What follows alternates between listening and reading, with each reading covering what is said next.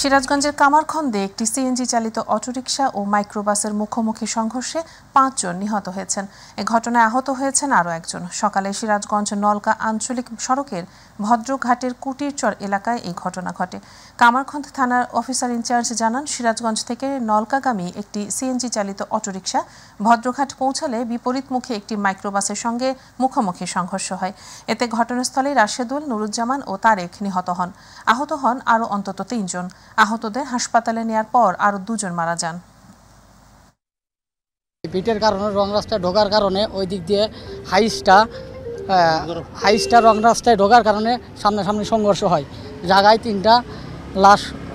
তিনটা মারা যায়। করা হয়েছে কিছু মাস আগে, তো রাস্তা করা পুরো দমে করা হয়নি, সামনে ভিড় রাখা হয়েছে।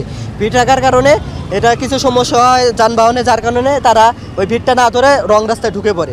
মাইকো সিরাজগঞ্জের দিক যাইতে আর সিএনজি রোডের দিক যাইতে গেলে সেই রোডের ইয়ের কারণে, উঁচা নিচার কারণে সংঘর্ষ হয়। ফিটনেস নাই, গাড়ি চালানো ছোট ছোট ড্রাইভার আছে, ওরা তো গাড়ি চালানো জানে না। চালাইছে ভ্যান, আইসে এলো মাইক্রো চালাবেন থেকে, চালাইছে সাইকেল, আইসে এলো সিএনজি চালাবেন থেকে। এই 10টার সময় বদরঘাট আছি, আসার সাথে সাথে আমার নাতি হয় মারাতে কেরাই ঠাট্টা করে, আরও ড্রাইভার আছে তাকে কেরাই ঠাট্টা করে আমি বয়লার হাটে গেছি। ওখানে যাওয়ার পরই 10 মিনিট বাদই ফোন দেওয়া কয় যে তো আশিদুল যে মারা গেছে। 3 জন স্পট ডেথ পায় এবং তাদেরকে আমরা পোস্টমর্টমের জন্য হাসপাতাল প্রেরণ করছি। 2 জন হাসপাতালে ইনজুর্ড অবস্থায় গেছে, আমরা শুনতেছি সেখানে একজন মারা গেছে।